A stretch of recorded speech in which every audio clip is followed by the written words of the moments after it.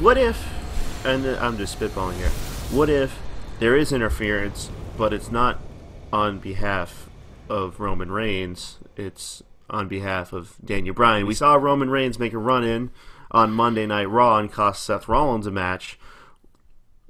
Are we going to get Seth Rollins costing Roman Reigns a match? And I'll take you back to a little column that was posted on PWFempire.com a few months ago called What if WWE's next big thing is their next big swerve?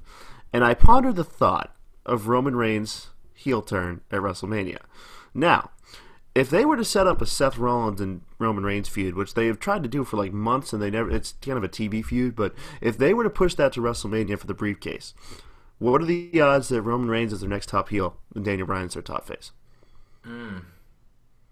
That sounds very interesting, but maybe it's just that I'm stubborn. Charlie, you were talking about going down with the ship. Shit, I may go down with the ship as well. Like, I don't want them to concede on Roman Reigns being a face, and I can't help but get that feeling that if he does turn heel, that would be them conceding. But whatever may happen, I just want an entertaining Roman Reigns. And whether he needs to be a face to do that, if you don't think that that's possible, if you don't think that the crowd will allow you to do that, you want to turn him heel, there are limitless possibilities on that side as well. And it definitely would be something interesting. And here's an interesting thought, too, is that why would Triple H, if he doesn't like Daniel Bryan and he doesn't want Roman Reigns in there, and his whole plan was to get Seth Rollins to face Roman Reigns at Fastlane to beat Roman Reigns and go into WrestleMania,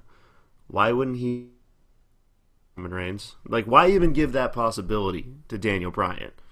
So now he's put himself in a position, and if Triple H himself were to choose, who do you think he'd pick?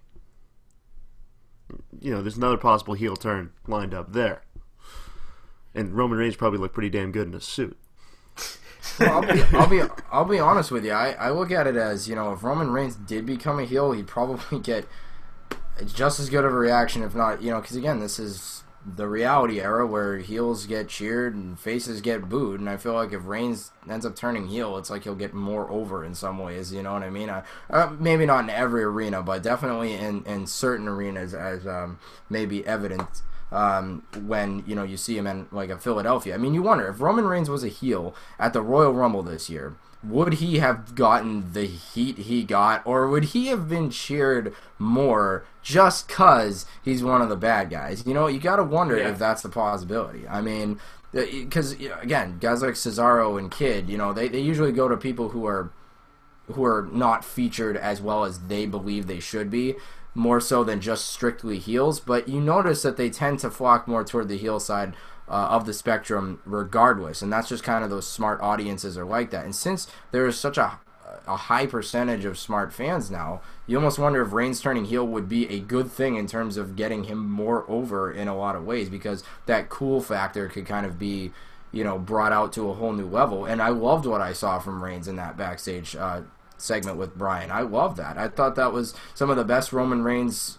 we've seen ever. I'm not even gonna, you know, be try to come up with other moments that have been great, because ever since he's been on his own, that was probably one of the best things I've seen from him. And that's an encouraging sign. I want them to make this work. They are the ones who made the choice to have Reigns. You know, they can either live with it or die with it. They can make it work, or they can let it run them. And I think if they can make it work, then again, WrestleMania 31 can still be good. Just even if people don't, you know, like Reigns. Again, wasn't a big fan of the way the Rumble was, or the fact that he won. I'm in the, you know, ship with people who think that he wasn't quite ready. But, you know, I can see why people also say, is anyone?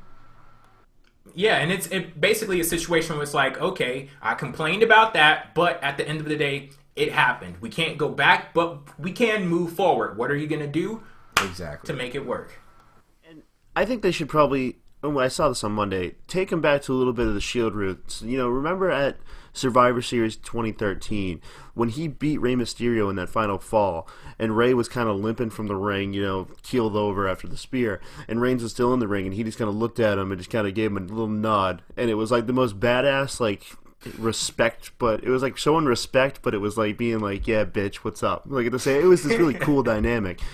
And I think that you can kind of take him back to that a little bit. I don't know that you should turn him full-fledged heel. You don't need to do that. He could be a great borderline guy. Be a Randy Orton face. The one that's going out there and talking about how he would RKO his grandma. You be that kind of face. Well, and when I say, like, he doesn't have to be the typical heel, that he doesn't have to be the cheating, he doesn't have to be Seth Rollins. That he's the type of guy that, goes out there and kicks ass, and he doesn't really care what you think of him.